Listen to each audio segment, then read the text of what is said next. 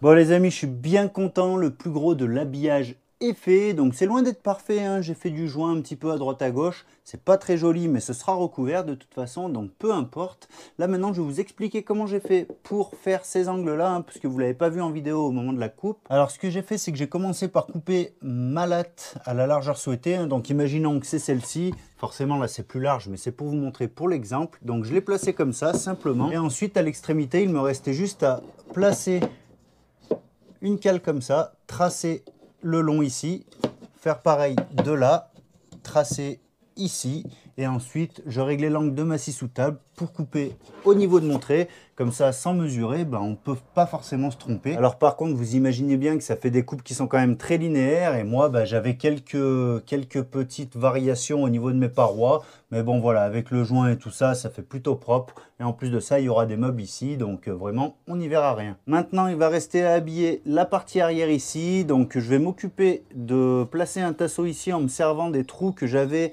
À l'époque, j'avais une petite barre avec de la mousse pour éviter de se cogner. Donc, je vais me reprendre sur les fixations de cette ancienne barre pour mettre un tasseau ici. Ensuite, je me mettrai un tasseau là. On viendra mettre de l'isolant et on viendra recouvrir avec une plaque de contreplaqué et ce sera nickel. Mais avant ça, est-ce qu'on n'essaierait pas de se mettre cette petite partie de lanterneau là? Ouais, je crois bien, ouais. Puis, je vais en profiter aussi pour changer les vis par le dessus par des vis inox. Allez, on fait ça, c'est parti.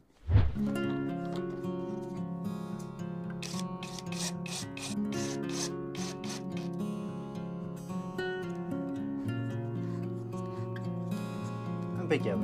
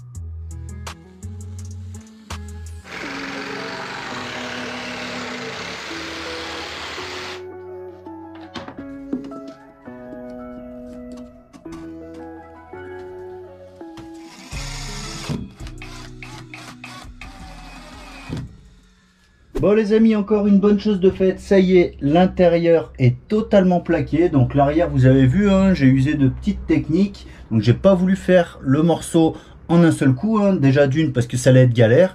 Et en plus de ça, bah, je pense que j'avais pas assez de contreplaqué pour tout faire d'une pièce et ensuite recouper.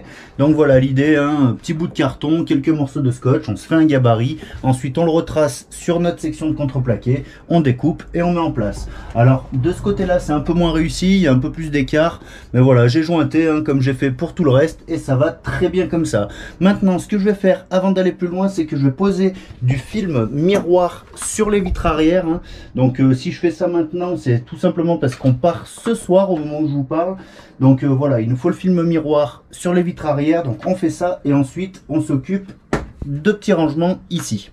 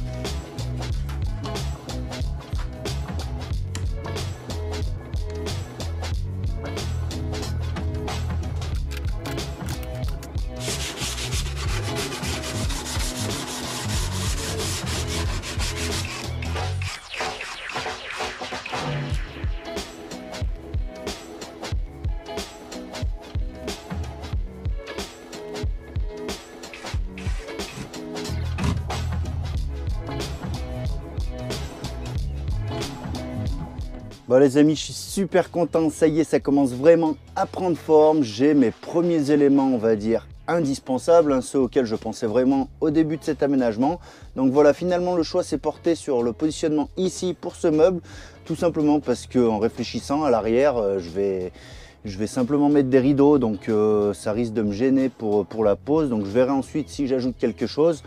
Mais pareil, pour monter dans le camion, ça évite bien de se cogner que d'avoir un meuble directement en haut. Là, quand je monte, quand j'utilise pas le fourgon en fonction van, et ben voilà, j'aime bien monter, descendre. Et si je dois me cogner à chaque fois, ça va être un peu pénible. Donc voilà, le meuble se trouve ici. Je ne sais pas si par la suite, je rajouterai pas une étagère intermédiaire des deux côtés. Je pense que ce sera le cas. Vous m'avez parlé dans les vidéos précédentes qu'il n'y avait pas de porte à mes meubles. Alors c'est un choix, je verrai à l'usage si j'en fais, mais qui dit porte dit poids en plus. Peut-être que j'ajouterai quelques élastiques par-ci par-là pour retenir les éventuelles choses qui sont rangées dans les meubles. Mais dans l'immédiat, là pour l'instant, j'ai déjà roulé pas mal. Vous voyez, il y a toujours un peu du bazar dans le camion et ça tient très bien, il n'y a pas de souci. Pour le reste, le film à l'arrière, le film miroir, ça marche plutôt bien. Par contre, au niveau de la pose, c'est pas parfait, hein, je vais vous montrer ça. Il y avait quelques poussières. Alors, hop. Donc, je sais pas. Ah, bah ça s'est un peu résorbé quand même. Ouais, voilà, vous voyez ici, il y a des petites poussières qui sont restées glissées entre la vitre et le film.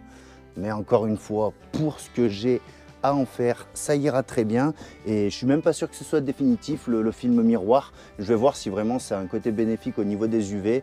Pour l'instant, je vous cache pas que j'ai pas senti de réel changement. En même temps, on est un peu en épisode caniculaire, donc bon, je pense que pour voir à ce niveau-là, c'est pas maintenant qu'on s'en rendra compte. Bref, c'est à peu près tout ce que j'ai à dire au sujet de cette vidéo. Si vous voulez soutenir la chaîne par le biais d'un achat, vous pouvez vous procurer les petits t-shirts du Frux Atelier. Ils sont sur le site Desif, qui est une entreprise française. Vous aurez le lien en description.